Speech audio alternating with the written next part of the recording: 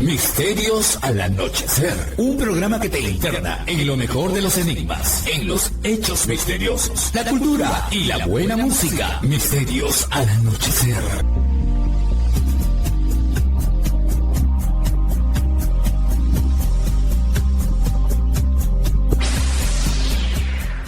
Lima Sur, Arequipa y Lamas, Tarapoto escuchan Misterios al anochecer. Fernando Chapi Martínez está presentando Misterios al anochecer. Síguenos también en YouTube, Facebook e Instagram como Misterio Infinito Perú. ¿Qué tal amigos? ¿Cómo están? Bienvenidos a una edición más de Misterios al Anochecer en Radio Arequipa Internacional FM y la www.radioarequipa.com. También en Radio Los Andes 99.5 de Lima Sur y su página web EDENEX. Es la radio del misterio desde España para el mundo. Misterio Infinito Perú en YouTube, que si no están suscritos siempre los invito cordialmente, es totalmente gratis. Es una forma que tienen quizá de demostrar su interés por estos temas y también un poquito de agradecimiento. ¿No es así? No cuesta nada suscribirse a Misterio Infinito Perú, pero a mí, como dicen cuando suben a vender así cositas al micro, me levanta la moral. Muy bien. Y también en Spotify estamos subiendo algunos programas cada vez más a Reflexiones y Misterios con Fernando. En Spotify Reflexiones y Misterios con Fernando. Ya dentro de poco vamos a despertar también a la plataforma iVoox. Por ahí también voy a subir muchos de los programas, ya les estaré anunciando. Dije Reflexiones y Misterios con Fernando, ¿no? ¿Quién es ese tal Fernando? Bueno, yo, Fernando Chapi Martínez, un servidor para todos ustedes, y ya lo saben, y si es que no, les informo a los que sean nuevos o vengan después de tiempo. Este es un espacio en el que reflexionamos, conversamos sobre temáticas que tienen que ver, a veces es cierto, con los misterios clásicos. Hay su porcentaje, hablar del fenómeno ovni, fenómeno paranormal. Hablamos de espiritualidad, reflexiones, actualidad también. Muchas veces hablamos en base a efemérides, qué pasó un día como hoy, y de pronto de ahí salen sus misterios. A veces un gran misterio es, por ejemplo, la conducta humana y sus interrelaciones. Hemos hablado hasta de salud mental en muchos casos con nuestros invitados. Nuestros invitados acá son plurales y variados. En todo este tiempo que ya tenemos, ya nos acercamos a los 5 años en realidad en distintas antenas, pues han habido aquí personas del común, personas que tienen historias extraordinarias o que desde sus campos profesionales también tienen algo que decirnos. Hace poco, por ejemplo, hemos tenido entrevistas a psicólogos que nos han hablado sobre temas muy útiles respecto al tema de cómo procesar mejor el duelo. También nos han hablado sobre el alcanzar la paz mental, muchas cosas, y el denominador común es que forman parte del amplio abanico del misterio del enigma humano. Y en esta ocasión, como en tantas otras, tengo a un invitado. Iba a decir entrevistado, pero en realidad estamos teniendo una conversación ya de varias horas. Primero que nada, para ponernos en un contexto del lugar, me encuentro en la Plaza de Salinas de Chilca. Ustedes cuando han visitado, si conocen Salinas de Chilca, lugar muy especial en cuanto a experiencias ufológicas y también paranormales al sur de Lima, es probable que digan, ¿qué plaza es esa? Quizá te refieres a los exteriores de la famosa Laguna La Milagrosa. No, lo que pasa es que hay una placita medio escondida con una iglesia que tiene una, lo que se llama pérgola, góndola, ¿no? En la parte central, que tiene una forma muy bonita como de la parte superior de un platillo volante. Bueno, es un lugar realmente genial, y al frente el inmortal, grande y único, que quién sabe si sobrevivirá a cualquier catástrofe global que haya, Cerro Yaya, ¿no? Con en la parte superior restos arqueológicos y donde también ocurren sucesos paranormales y ufológicos según muchas personas. Ese es el marco espacial que nos tiene aquí. ¿Y quién es la persona con la que estoy conversando? Denis Cabrera. Él pues es una persona que ha tenido distintas experiencias entre lo espiritual, lo ufológico, lo paranormal. También lector del libro de Urantia desde 2004 más o menos, es decir, más o menos también el tiempo en que yo conocí ese libro que supuestamente una revelación venía de instancias celestiales. Y hoy hemos tenido, y vamos ahora a revisitar un poco de eso, pero ya para ustedes, ya no digamos solamente conversando de forma privada, sobre estas experiencias, ¿no? Que enmarcan, como digo, lo ufológico, lo espiritual, lo paranormal y quizá también otros aspectos que ni sabemos cómo nombrarlos del todo. ¿Qué tal, Denis? ¿Cómo estás? Y bienvenido a Misterios al Anochecer. Hola, ¿cómo están todos? Buenas noches, soy Denis Cabrera, soy de Lima, Perú, tengo 52 años y bueno, estoy compartiendo aquí en este momento una experiencia que inició con fuerza en el año 2007, una experiencia que tuvo consecuencia a una respuesta a una petición que hice luego de conocer unos textos muy interesantes llamados el libro Urantia, que se denomina que es la quinta revelación. Yo llego al libro Urantia gracias a una novela escrita por Juan José Benítez denominada La rebelión de Lucifer. Los textos tenían una información tan impactante que yo rápidamente me di cuenta que había algo especial dentro de eso y que no era siempre mera ficción. El texto al final hacía un agradecimiento a la Fundación Urantia y así me enteré posteriormente que existía esta revelación. Al estudiarla, después de adquirirla en el año 2004 en una de las grandes librerías de Lima llamada Crisol en el Yockey Plaza, un centro comercial muy importante en ese entonces en Lima, Perú, en el 2004, tuve una gran fascinación por el texto que pude asimilarlo muy rápidamente. Lo estudié por 2 años hasta el 2006. Este texto tenía una particularidad y coherencia tan grandes que yo sabía que encerraba algo más. El texto se menciona que es una entrega de reveladores de seres no humanos, espirituales, y entonces yo hice la petición que si estas personas o estas personalidades existían y si la revelación durante ya era real y si la mención sobre Jesús de Nazaret y Micael era cierta, que me dieran una señal. Al final de cuentas pasó el tiempo, casi aproximadamente 1 año, donde uno podría haberse olvidado del tema, pero yo seguí profundizando en el estudio y llegó el día de la respuesta. Fue después, un par de meses más del terremoto que sucedió en Perú, en la parte sur, un terremoto muy fuerte que se dio en la zona de Pisco. Entonces, en el lugar donde yo trabajaba cambiamos de local. Y es en ese local, ubicado en el distrito de La Victoria, en la parte céntrica de la ciudad de Lima, es que sucedió un avistamiento tan importante para mí, que fue consecuencia de esa pregunta que hice. Cuando yo observé en el cielo al oeste, en dirección del Océano Pacífico, donde se presentaba ese 10 de octubre del año 2007, con una luz intensa, el planeta Júpiter, apareció a su lado izquierdo, desde mi punto de vista, una estrella gemela, que era imposible que hubiera aparecido a una estrella de similar intensidad y magnitud. Rápidamente se me vino a la mente que podría ser un ovni, es lo que podría pasarse a la mente a cualquiera, pero también recordé la pregunta que había hecho las personalidades reveladoras del libro Urantia. En ese momento, al recordarla, en mi mente hice la pregunta: ¿son ustedes? Me vienen a responder, y prácticamente en el instante que hice la pregunta mental, la estrella gemela de Júpiter hizo un movimiento en forma de arco a una velocidad equilibrada, se detuvo por unos instantes y salió disparada de un ángulo entre 30 a 45 grados hacia el espacio. Lo particular e impactante fue de que al dispararse a toda velocidad dejó una estela de su imagen repetida que se reducía gradualmente, se alejaba de la visión. Fue un espectáculo tan impactante que me removió totalmente y fue el inicio de un proceso de preparación y contacto que, número uno, resumiéndole antes de extenderlo más, porque es lo más importante del contacto, que la realidad del libro de Urantia y la revelación encierra una gran verdad que debe ser estudiada. La realidad de Micael, la encarnación humana que tuvo en nuestro mundo fue la de Jesús de Nazaret, es cierta. Jesús de Nazaret existió, su mensaje nos ha afectado y ha transformado nuestra realidad. Y los contactos extraterrestres actuales, y me atrevo a decirlo, a pesar de la crítica que pueda recibir, vienen a ser parte de los trabajos de la elevación espiritual y de conciencia del ser humano, siguiendo el trabajo iniciado por Jesús de Nazaret con la siembra de su semilla de amor, el amor al prójimo, y los trabajos posteriores luego de su resurrección.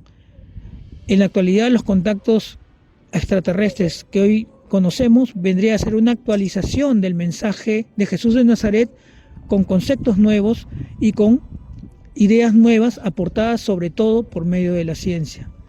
En el futuro, y este es un aporte nuevo, La ciencia va a contribuir mucho a agregar conceptos nuevos para la comprensión de Dios, de la creación de los universos, porque no es solamente un universo, y entenderemos más la labor y presencia y el porqué de nuestra existencia en los mundos materiales, y podremos entender también la labor y el amor de nuestro Creador, que vendría a ser Micael, y que vivió una experiencia humana como nosotros en la tierra, como Jesús de Nazaret. Muy bien, Denis, nos encontramos, como digo, en Chilca. ¿Tú has tenido alguna experiencia que califiques como ufológica o paranormal, ya sea en este sitio al sur de Lima o en algún otro punto, digamos, de esta ciudad o en general, ¿no? Bueno, de esta ciudad digo porque Lima está cerca y ambos vivimos ahí, no específicamente de Chilca, pero digamos en algún otro punto del Perú o de más allá. Yo sé que más allá de nuestras fronteras sí, en un país hermano, que un país limítrofe, has tenido alguna experiencia, no sé si la quieras contar o empieza por la que desees, y también si quieres puedes concatenar unas con otras si son más de una, ¿no? Sí, al principio cuando inicié este proceso, porque el impacto de la visión de ese objeto en el cielo removió totalmente mi percepción de la realidad y mis pensamientos. Hay una lucha y una pugna interna en entender por qué se dio, si es cierto, es real o es una fantasía o una alucinación. Es todo un proceso, pero eso llevó a una preparación desde el 2007 hasta el 2010, donde tuve la primera experiencia más directa de saber que alguien se quería comunicar conmigo en el distrito de Ate, en la empresa textil donde trabajaba en ese entonces, en el año 2010.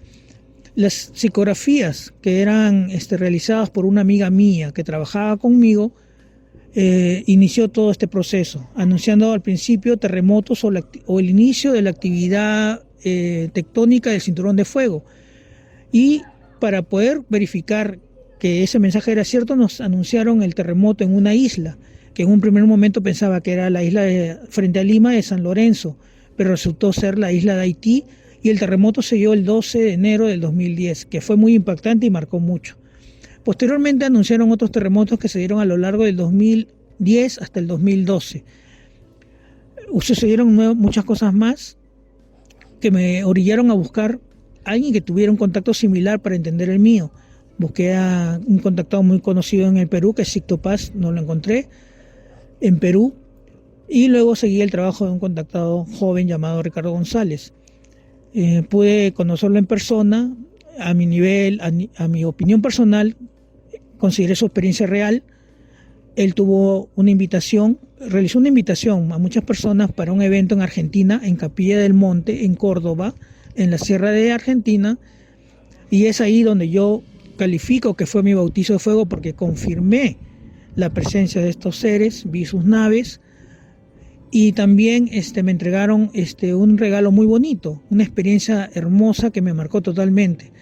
Posteriormente, en ese evento pude conocer a gente del grupo Rama y mucha gente ligados al tema de la espiritualidad, cosa que yo desconocía.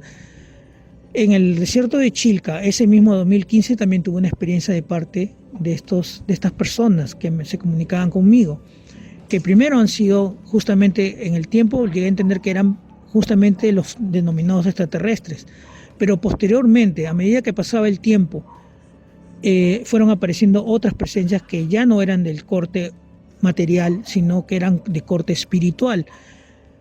Ahora nos encontramos en Chilca. Muchos de los mensajes y visiones, informaciones que me entregaron, las recibí aquí en Chilca, en un cerro llamado La Palapa, o también en la playa Yaya, que es muy conocida aquí, en esta zona de Perú, por avistamientos y fenómenos paranormales. También en el desierto de Chilca, muy metido entre las montañas, donde yo siempre he ido solo. Me he metido en problemas también por eso. ¿Cómo hacían problemas? A ver. Porque me metí a una propiedad privada sin permiso, en una noche, para poder recibir un mensaje de ellos. Afortunadamente no me descubrieron, y pido perdón si alguna vez escuchan por ahí. Bueno, Los dueños. también recordemos que hay propiedades privadas y hay propiedades invadidas. Así que a veces uno no sabe, ¿no? Dices, yo no sé si este es un terreno legalmente constituido o es alguien, algún vivazo que ha puesto su cerco y está poco menos que traficando terrenos, ¿no? Entonces uno dice, no sé, de repente no era una propiedad, si no era una propiedad legalmente constituida, pues no estabas cometiendo ningún problema, Pues, pero igual podían haber reaccionado de mala manera, ¿no? no, tenían Obviamente. guardianes porque como yo tuve la mala fortuna de que como estaba tan oscuro, prendí una linterna y alerté a los vigilantes del terreno. Uy, Dios mío, pensaron que era un alien. Claro, y vino una camioneta, vinieron a inspeccionar y estaba muy escondidito entre unos arbustos y no me vieron, ¿no? Entonces tuve que Menos esperar. mal que no tenían perros de esos que No huelen, no fueron pero... con perros afortunadamente, No, si fueron no- pues con linternas y todo, fue en unas camionetas 4x4 y todo, fue como de película, honestamente fue como de película, o sea, era prácticamente como si yo me sintiera un alien que lo están persiguiendo. Ajá. O esa película de Alf, ¿no?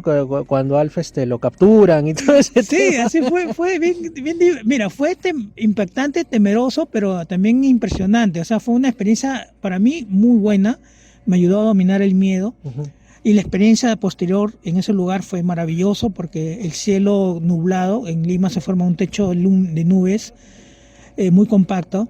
Entonces, cuando inicia la experiencia en la madrugada, a eso de las 3 de la mañana, el cielo se abre justamente en la misma posición en perpendicular donde yo me encontraba, se abre en forma circular.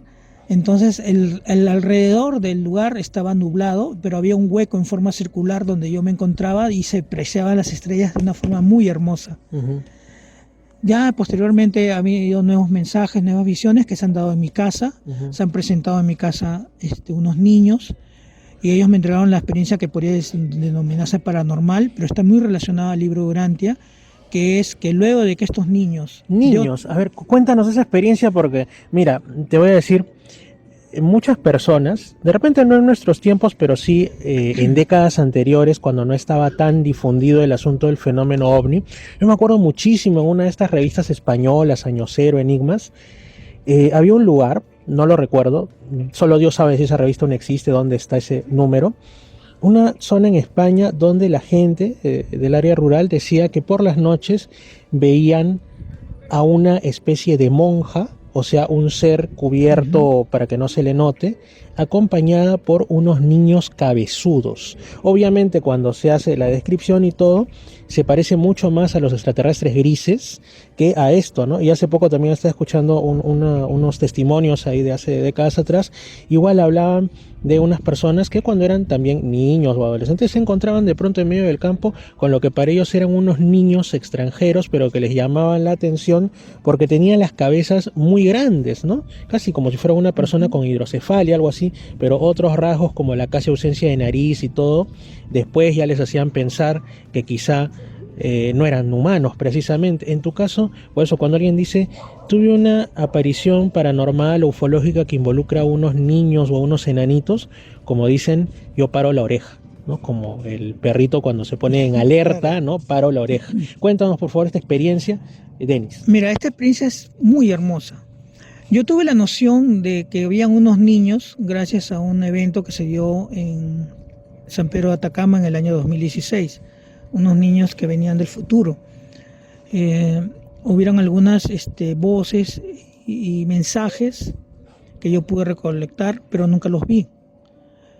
Fue ya posteriormente, luego de que mi mamá falleciera, en el 2018, pasó un año, en el 2019, me parece que fue en enero, no recuerdo bien, lo tengo anotado en mis notas. Hubo una circunstancia muy graciosa que me preparó previo para ese encuentro, algo como una especie de déjà vu repetido, que podía haberse definido primero como un sueño. Yo en ese momento estaba cuidando el piso de mi hermana en la casa familiar que tiene 4 pisos, ese era el piso tercero.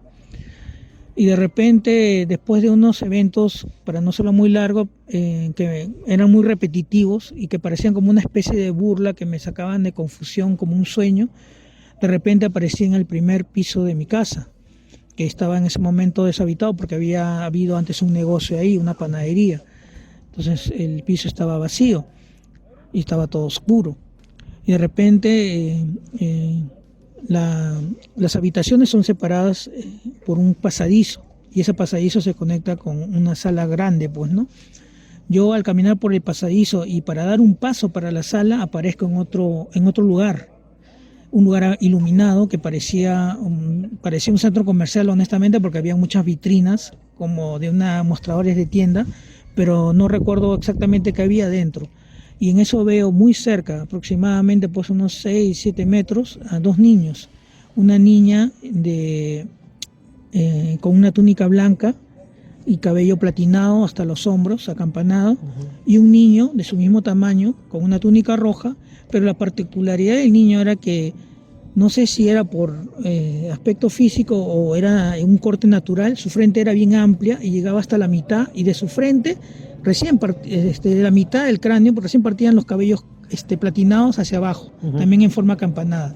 Y me hizo recordar un personaje que acá vimos en animación que se llamaba Calabozos y Dragones, y creo que en España se llamaba le denominaron Calabozos y Mazmorras, un viejito que le llamaban el amo del calabozo.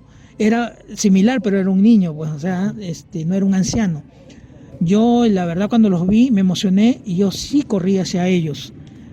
Y el niño de rojo se asustó de tal vez mi actitud, y retrocedió, corrió y se fue detrás de un mostrador de los que ve ahí. La que se quedó quietecita fue la niña.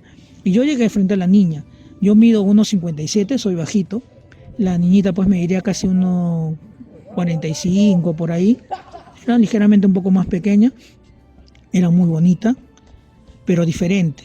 O sea, era similarmente un humano, pero algunos rasgos eran distintos. Sus ojos eran hermosos, transmitían bastante, pero eran ligeramente oblicuos, ¿no? Su nariz era muy pequeña, muy finito, su rostro era como de porcelana, muy hermosa. No habló, no gesticuló, siempre la comunicación fue como si fuera un maniquí con las manos pegadas al cuerpo. El único que se movió fue el niño. Y me transmitió un mensaje. Una parte lo recuerdo y otro me dijo, lo recordarás en su momento. Wow. Y luego de ese evento, yo pensé que ya era la comunicación que ellos me habían dado. Estaba muy relacionado al futuro del planeta. Y luego de eso, de nuevo aparecí en el filo entre mi pasadizo y mi sala. Todo estaba oscuro. Y pensé que la experiencia había terminado. Y de repente, de las sombras aparece una mujer. Y era mi mamá. Mi mamá estaba ahí, joven, con una mirada tan hermosa, y me saluda con mis apodos y mis bromas, como ella me hablaba, y me empieza a conversar, ¿no? Y yo me emociono, voy y la abrazo, la toqué, era de carne, era física, la abracé duro, empezamos a hablar. Me bromeaba, y una cosa que sí me dijo bien claro fue, donde yo estoy bien. Dile a tus hermanos que estoy bien, que no se preocupen, y quiero que le digas a tu hermana mayor que le des este mensaje. Y me dijo lo que le tenía que decir a mi hermano. Emocionado, después mi mamá se despide. En un pestañeo la dejo de ver y aparezco de nuevo en el tercer piso donde estaba durmiendo. Era de madrugada, eran aproximadamente las 3 de la mañana, emocionado. Agarro y ya hago una comunicación al WhatsApp de mi hermana, que ella radica pues en Europa. En ese momento ellos estaban de día. Y le digo a mi hermana que he visto a mi mamá, que está bien y todo. Mi hermana pensaba que era un sueño bonito. Ella estudió medicina, es de mente muy científica. Y en todo momento ella me dijo, ha sido un bonito sueño, qué bonito que hayas soñado eso. Y entonces yo le dije, pero mi mamá me ha dicho que te dejo un mensaje. Y le di el mensaje. Cuando le dejo el mensaje, mi hermana se pone a llorar. Porque era algo que entre ella y mi mamá habían hablado y que ella no podía saber. Esa fue la confirmación de que la experiencia había sido cierta. Mi mamá sabía del libro Urantia porque yo le había contado. Mi mamá estuvo muy preparada a la hora de la muerte. Mi mamá me contó que habían presencias antes de que ella se fuera. Pasaron fenómenos paranormales que vieron todos mis hermanos antes de que mi mamá se fuera. Y bueno, es la gran esperanza que me entregaron estas personas, estas personalidades de otros mundos, porque es justamente el mismo mensaje de Jesús de Nazaret. Después de la muerte física hay algo más. Y eso siempre tiene que recordarse. La idea es, vive con intensidad. Es una oportunidad que tú has elegido. Sácale el mayor provecho y no pienses que la vida o vivir en este mundo es un castigo. No, es un regalo. Disfrútalo. Que más adelante va a haber muchas maravillas más. Mi mamá lo expresó así y hay mucho por hacer. Este es solo el comienzo. Esa es la experiencia que más me ha marcado. Aparte de una que la voy a revelar ahora, que sucedió el 13 de diciembre del año 2018, un año antes de la presencia de los niños. En la habitación donde yo trabajo, es en el tercer piso justamente, es un estudio, se apareció una presencia especial, luminosa, que irradiaba un gran amor. Era como una especie de hombre gigante con una túnica que estaba perfilado físicamente, se veía que era un hombre, pero estaba hecho de una bruma viva, brillante. Esta personalidad era un ser espiritual muy elevado, que en el momento que me impresionó, me asusté al principio, pero el amor que irradiaba y la sensación que tenía me hizo identificarlo rápidamente, porque sin palabras supe que se trataba de Micael, la personalidad mencionada en el libro Urantia. Pero era una confirmación a otra información que me habían entregado los voluntarios de otros mundos, que luego de que Micael o Jesús de Nazaret resucitó, pasó por unas etapas intermedias con las que fue visualizado tanto por sus apóstoles y otras personas alrededor del mundo, tanto en el siglo I como en otras etapas futuras, porque Micael, antes de abandonar el mundo, se proyectó en otros marcos de tiempo para dejar anclas que hagan fortalecer su mensaje ante los posibles cambios que naturalmente el hombre iba a proporcionarle debido a su inmadurez mental y de conciencia. Y el mensaje, o lo que yo quiero transmitir ahora, y me atrevo a decirlo con toda convicción, es de que esta es una actualización del mensaje de Jesús de Nazaret. El mensaje debe ser siempre esperanzador, y que después de esta vida y esta realidad hay algo más, y que vamos a conocer realmente a Dios desde un punto de vista que no podemos imaginarnos ahora en este mundo. Denis, yo quiero agradecerte por lo que nos has contado, sobre todo porque has abierto tu corazón. De repente las personas que solamente lo escuchan o también lo han notado en digamos, la entonación, sabemos que son experiencias que cuando uno las recuerda le tocan las emociones, los sentimientos, y eso sobre todo nos hace saber que es una experiencia verdadera. Hay gente que es muy escéptica cuando uno cuenta estas cosas, pero lo que uno siente, las emociones que le tocan al corazón, eso jamás se puede falsificar. Es una experiencia real, y sobre todo hay dos cosas que yo quisiera agregar, ¿no? Cuando tú dices Jesús de Nazaret, que así lo conocimos acá, manifestándose, digamos, en distintos tiempos, ¿no? Prácticamente proyectándose desde ese siglo I en el que él estuvo encarnado aquí. Me hace recordar un concepto que recordé su nombre en estos días por varias cosas que tienen, por ejemplo, los católicos, ¿no?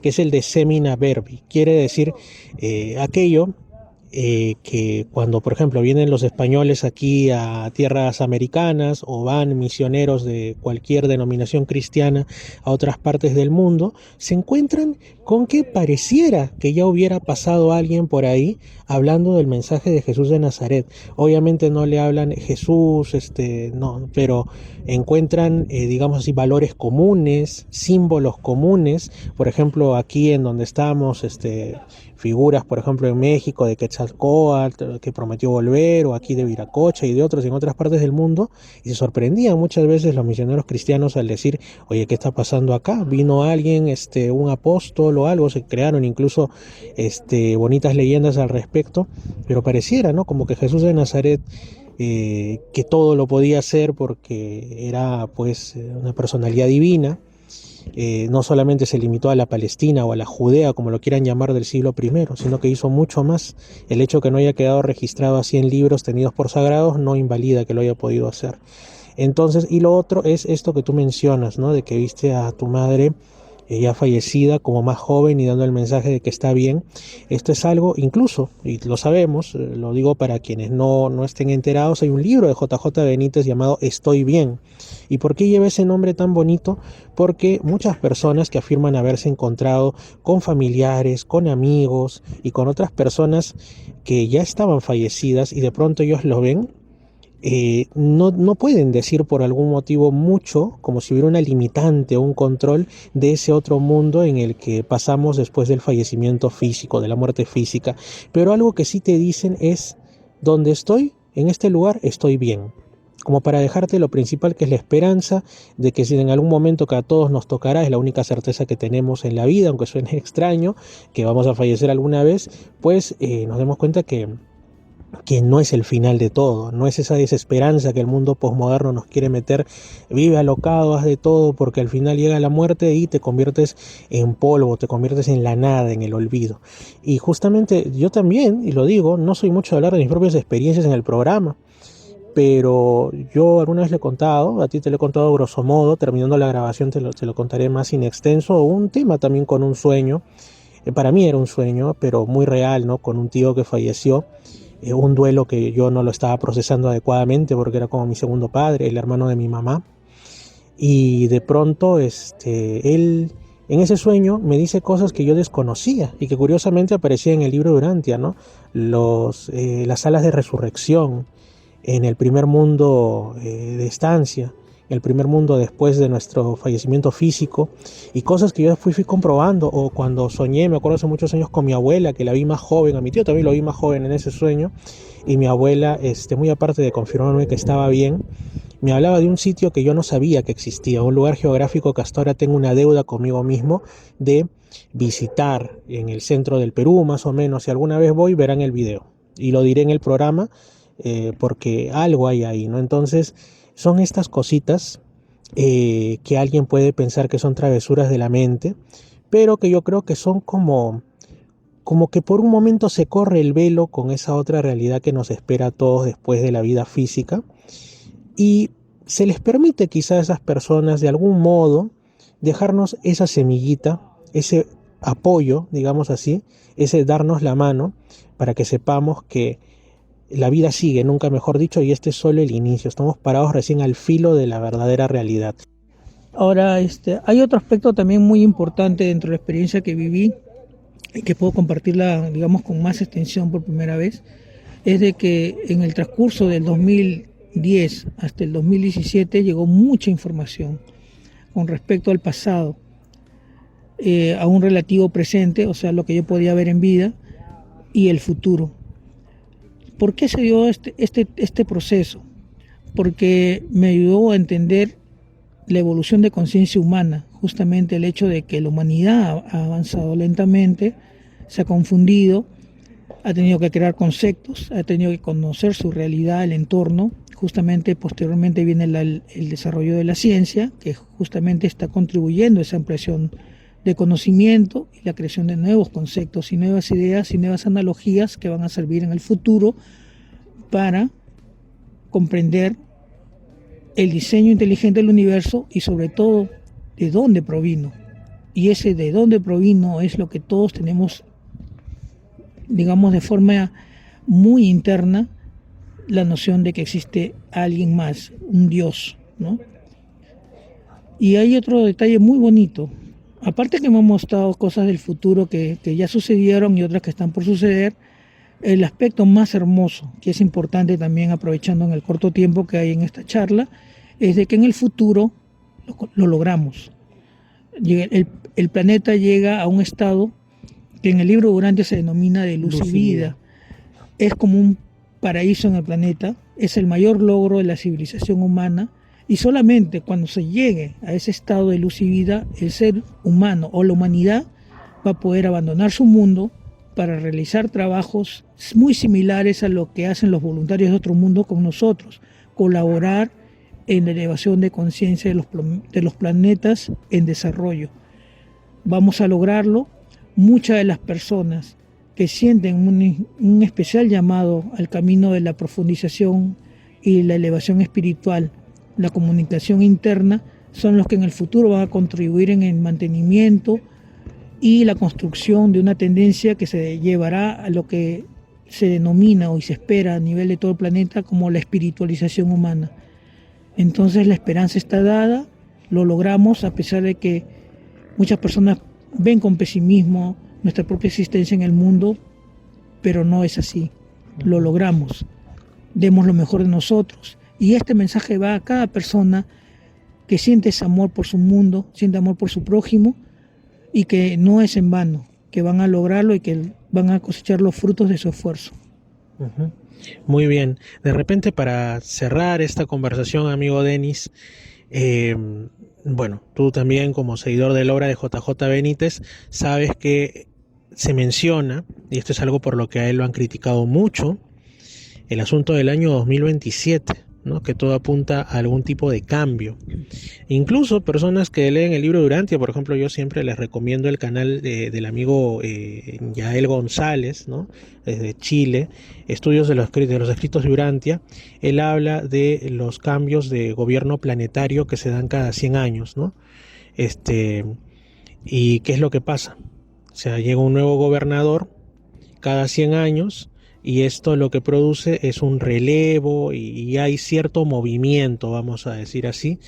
Y teniendo en cuenta que de acuerdo al libro de Durantia, Jesús de Nazaret se habría ido de nuestro mundo en el año 30 y de ahí empieza a correr 100 años, nos lleva al año 1930 dentro de todo, donde también hubo ciertos disturbios, y caería la siguiente en el 2030. Poco antes está el 2027, del que por ejemplo JJ Benítez pues nos cuenta el asunto del supuesto asteroide Gok, que caería e impactaría contra la Tierra, y además JJ Benítez también menciona que no es simplemente un tema de caballo de Troya, sino que hay otras personas, ya sean contactados, estudiosos, etcétera, que apuntan a que ese año o poquito después va a ocurrir un fenómeno que va a involucrar a toda la humanidad, que ni siquiera ha sido como lo del tema de la pandemia en 2020, que sí nos involucró a todos como humanidad, pero esto va a ser incluso superior, en el sentido que ni aunque te metas en tu casa vas a poder abstraerte de ello y de consecuencias sobre ti. Bueno, él lo habla de un asteroide, pero algo también nos ibas a contar. Bueno, de hecho, una de las visiones del futuro estaba relacionado a la caída de una gran roca del cielo. Esta roca iba a caer en el océano y iba a tener sus consecuencias. Pero se podría decir que esta es una catástrofe natural de índole de la dinámica del universo o de este sector del universo.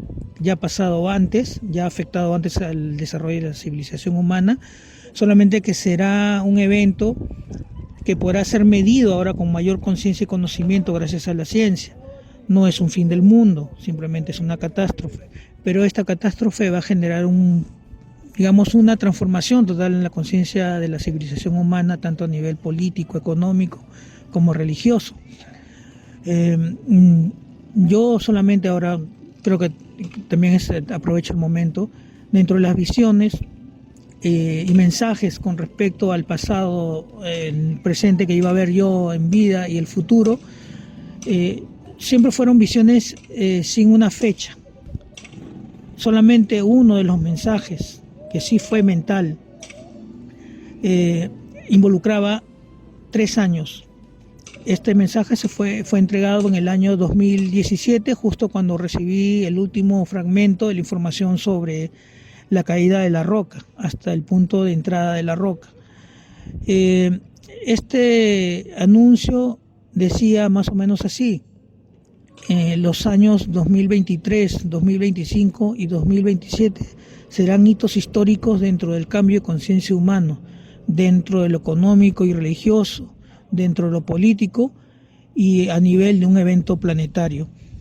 Desde el 2017 he estado pendiente de esto y lo he estado publicando siempre en mi Facebook personal y en un Facebook que se llama Peregrinos del Tiempo, donde he ido publicando de a poco la información que se me ha entregado a lo largo de todo ese tiempo. Y me sorprendió bastante que en el 2023 había marcado bastante el aspecto económico mundial, consecuencia de la pandemia, la recesión y los cambios de formas de trabajo y de la economía que se dio en ese entonces. No me imaginaba que en el 2025 se iba a remover los asuntos políticos del planeta, porque nadie se imaginó que íbamos a presenciar estos cambios dado la presencia de la tendencia de las ideas de la libertad, el triunfo de Donald Trump, y que generalmente han movido y han remecido todo a nivel político en este 2025, ya comenzando o llegando a la mitad del año. Entonces esto me hace pensar que el 2027 puede ser del evento planetario, y el evento planetario se me ha dicho que sea la caída de la roca, pero dado que este mensaje se dio al cierre de la entrega de la información del impacto de la roca, a mí me hace suponer de que ese podría ser el evento planetario próximo. Interesante, Denis, porque son, como digo, muchas personas, según asegura JJ Benítez, que a lo largo incluso de los tiempos y de las geografías mundiales habrían tenido como estos atisbos del futuro, pero eso sí, no como un fin del mundo, como bien lo has dicho hace rato, sino como una especie de renovación de la humanidad. En Caballo de Troya hablaban de un parto de toda la humanidad. ¿En qué sentido? Un parto es doloroso, pero da origen a una nueva vida, única e irrepetible. Y justamente eso sería, ¿no? Dentro de los ciclos de nuestro planeta, que nosotros hemos perdido total conexión con la naturaleza, en el sentido que para nosotros creemos que lo que abarca una vida humana, que puede ser 20, 30, 50, con suerte hasta 90 o 100 años, eso es todo. Entonces nos resulta extraño cuando hay un fenómeno que puede ser cíclico, que es bastante fuerte, y decimos esto es algo nunca visto, como ocurrió con la pandemia inclusive, independientemente de que haya sido creada, como parece o no. Es un tema que se vivió a inicios del siglo XX con la mal denominada gripe española y en otros momentos, y la gente decía esto es algo que nunca ha visto el planeta, esto es algo que es el fin, no puede ser otra cosa, pero uno dice han ocurrido en anteriores ocasiones, solo que no había métodos de registro como pueden ser grabaciones de video y todas esas cosas. Entonces nos parece que lo nuestro es único, irrepetible y terrible, que terrible lo fue, pero único e irrepetible no. Lo mismo con impactos de asteroides y todo. Vivimos dentro de un cosmos que está en dinámico y constante movimiento, lo cual puede ser positivo o negativo, y ha habido y hay cráteres alrededor del mundo de impactos de distintas épocas. Quizá aún no nos terminamos de habituar a la idea, esto lo conversábamos antes de empezar a grabar, ¿no? De cómo hasta no hace tanto tiempo en el pasado decían que era una imposibilidad científica que cayera una roca del espacio. Después nos enteramos que meteoritos atraviesan de forma fulgurante nuestra atmósfera a diario, ¿no? Hace poco pasó un bólido por los cielos de China, por ejemplo, otros en México, en fin, en nuestro país también ha habido. Y algunos de esos, es cierto que es un porcentaje muy más que mínimo gracias a nuestra hermosa atmósfera, pero que caen, ¿no? Entonces nada quita que pudiera ocurrir, nadie lo desea, pero vivimos en un mundo y un universo, repito, dinámico. Entonces son simplemente posibilidades y tenemos que estar siempre preparados para todo. Por ejemplo, hace unos días hubo, por ejemplo, un simulacro de sismo, ¿no? Un sismo no es predecible, pero sabemos que va a ocurrir. Lo mismo, un impacto de asteroide, un maremoto, son cosas que no se saben, pero es como que hay personas que a veces tuvieran atisbos, informaciones que traspasan el tejido del tiempo en sentido inverso, porque nos quieren decir desde la ciencia no existen viajes en el tiempo, simplemente todo es hacia adelante, el futuro se crea, pero hay muchas cosas como las profecías que nos dicen quizás sí. Hay momentos en los que una información, por el método que sea o la personalidad que fuere que lo envía, si eso es lo que hay, va en sentido inverso, hacia el pasado, informarte de lo que va a ocurrir. Entonces, hay que tomar estas cosas en cuenta. Bueno amigos, así entonces, como digo, la conversación que he tenido aquí con Denis Cabrera, peregrinos en el tiempo en Facebook. Yo también me voy a suscribir porque las cosas como son, no estaba suscrito a esa página, sino solo a su perfil personal. Y todavía nos quedan unos minutitos más en Misterios al Anochecer, así que no se retire de la sintonía, que continuamos aquí. Y nuevamente muchas gracias, Denis. Ok, me da gusto que haya podido compartir esta información con ustedes. Lo que estas personalidades me dijeron, se las comparto también, es de que es importante que conozcan esto y que lo filtren a nivel personal, ¿no? La idea, más que nada, y es importante, y es el deseo de estas personalidades, es que esta información les abra la imaginación y les ayude a dudar. La duda incentiva la búsqueda y solamente ustedes van a encontrar las respuestas. Nosotros solamente colaboramos pues con dar una pequeña pista.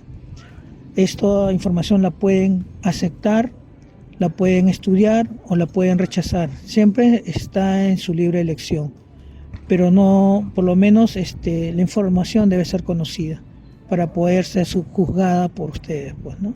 Excelente, Denis. Entonces, seguramente va a haber alguna otra ocasión en Misterio Infinito Perú en YouTube. De hecho, hay una pequeña versión con video. Quien quiera puede verla, ¿no? Es algo resumido, no ha sido tan extensa como la que está saliendo en radio y que la tenemos en audio, ¿no? Y bueno, entonces los invito también a Misterio Infinito Perú en YouTube. Continuamos con lo último para esta edición en concreto de Misterios al Anochecer. Misterios al Anochecer. Aquí en Misterios al Anochecer y en Misterio Infinito Perú he sido y continuaré siendo bastante insistente, diríase casi molestoso, en el sentido de motivarlos, queridos oyentes, a que no se deshagan de sus libros, de sus revistas, de todo aquello que implica un formato físico, que puede ser legado a futuras generaciones. Cuando revisitamos un libro antiguo, muchas veces estamos teniendo una puerta a información que no está digitalizada, que sigue siendo importante, por más que hayan algunos que nos digan que los libros antiguos o las revistas antiguas no sirven y que todo lo importante ya está disponible en la web. Eso es falso. Y hay que ser bastante inocente y desinformado por no utilizar términos más fuertes y contundentes para pensar que en general los soportes físicos, sean del tipo que sean, ya son cosa del olvido que debe ser desterrada y desechada para siempre. Yo les voy a dar un ejemplo bien interesante. Compré un libro antiguo, ya bastante tiempo atrás, en realidad hace años, y adentro había un recorte de un diario de los más importantes del país, el diario El Comercio, de una sección llamada Miscelánea, y es un artículo que no está firmado, tiene solamente unas iniciales ANSA, ANSA, y corresponde a la edición del jueves 30 de septiembre de 1982, y tiene un título bastante interesante: la más antigua de las altas culturas americanas. Amigos, teniendo en cuenta que este es de los 80 y que muchos de los oyentes pues o ya estaban vivos, eran niños en esa época, o como en mi caso, nacimos a finales de los 80, fuimos niños en los 90. Bueno, la cosa es que ustedes recordarán cómo se ha ido progresivamente retrasando y reinterpretando el origen de las altas culturas americanas, y dentro de ellas las del área central andina. En los 90 todavía nos decían en el cole que la cultura más antigua del Perú fue la cultura chavín. Años después, el descubrimiento de Caral se hizo también parte de la enseñanza. Ahora no nos queda duda de que incluso podría haber evidencias más antiguas de alta cultura en lo que conforma el Perú actual. Esto incluso se conoce a nivel mundial.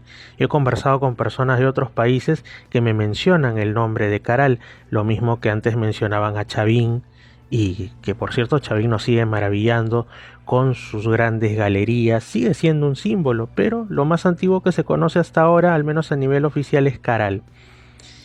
Pero siempre ha habido estas especulaciones, ¿no?, de que por ahí hay algunos restos no muy conocidos que evidencian un pasado remoto en el que la alta cultura, sea como sea que la entendamos, ya estaba presente, y también que van en contra de esta idea generalmente sostenida aún de que las Américas conformaban una especie de isla solitaria que no era conocida desde otras partes del mundo y mucho menos había una influencia cultural desde los otros continentes, que esto se habría por fin roto, este aislacionismo, este aislamiento, mejor dicho, en el siglo XVI con las grandes exploraciones de españoles, portugueses y otros, y nada más un cachito, con la llegada temporal y muy limitada de los vikingos a la zona que actualmente es Terranova y algunos puntos de la actual costa canadiense, y por supuesto Groenlandia, que igual ya pertenece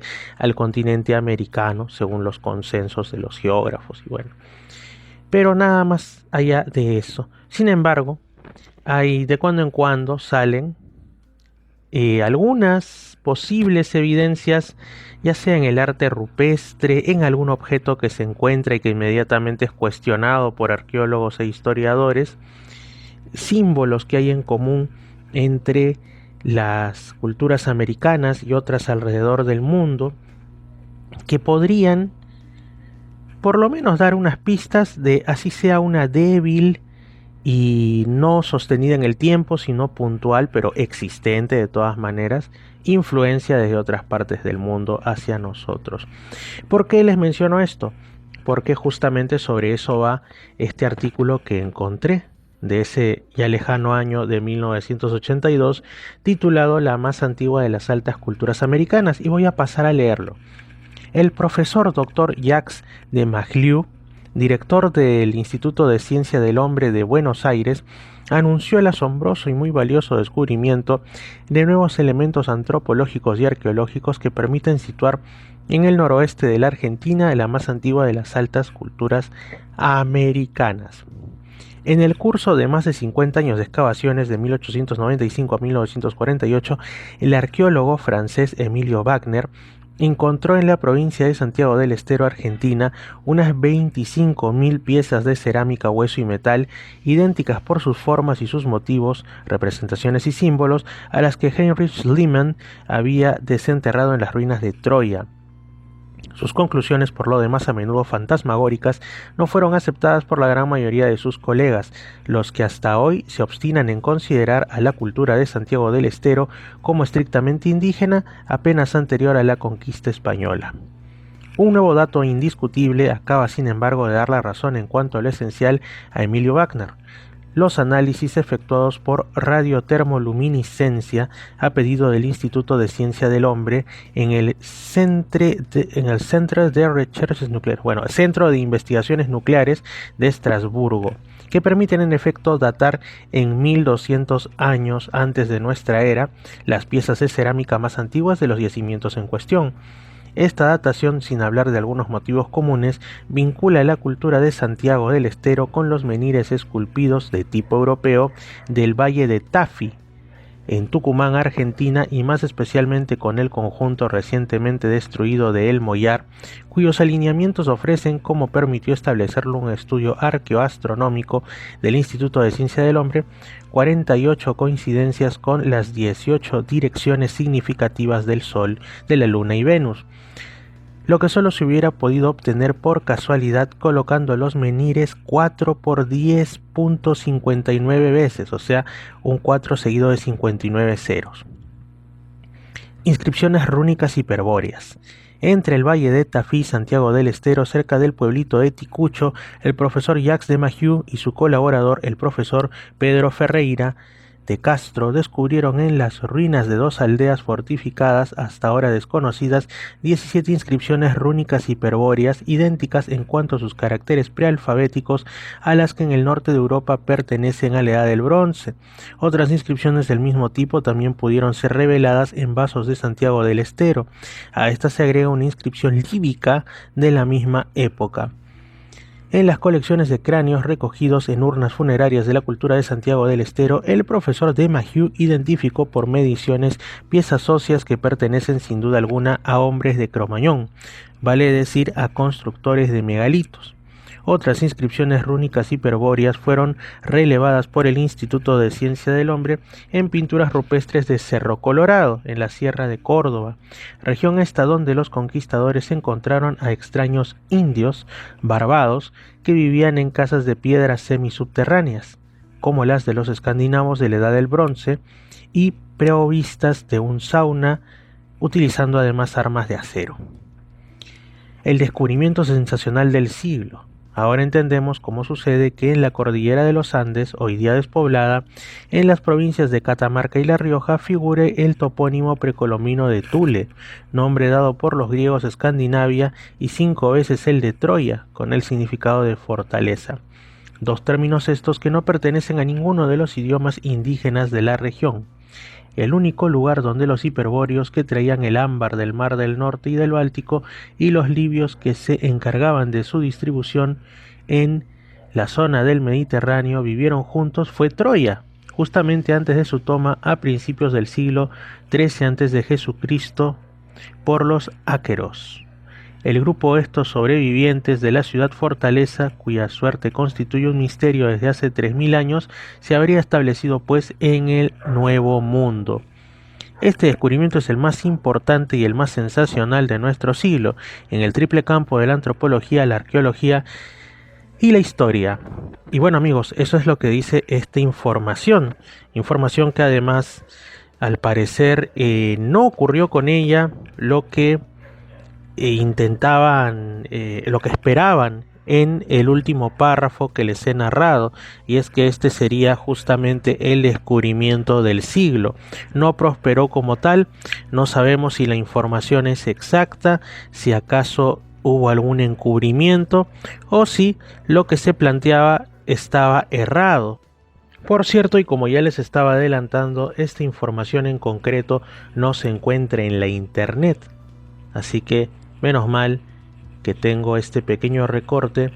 Quién sabe si futuros descubrimientos puedan darle la razón a este olvidado artículo que apareció en el comercio, como digo, en la primera mitad de los 80s. Bueno, y ya que nos quedan unos minutos y ya que hemos tocado un poquito el tema de Argentina, ya que es la cultura de Santiago del Estero, a la que hacía referencia este artículo, y también teniendo en cuenta que en Misterios al Anochecer pasamos de uno u otro tema en el tiempo que se nos permite. Justamente ha habido una noticia en estos días que tiene que ver con Argentina, pero asimismo también con los vínculos históricos entre los países hispanos de América y los de África, que en realidad serían solamente uno, o dos si usted quiere verlo, también en el sentido de la República Árabe Saharaui Democrática, conocida como el Sahara Occidental, pero en realidad sería Guinea Ecuatorial. Como muchos han de saber, Guinea Ecuatorial, desde su independencia de España en los 70s, la ha pasado bastante mal, no ha conocido la libertad plena, o por lo menos un nivel razonable de democracia.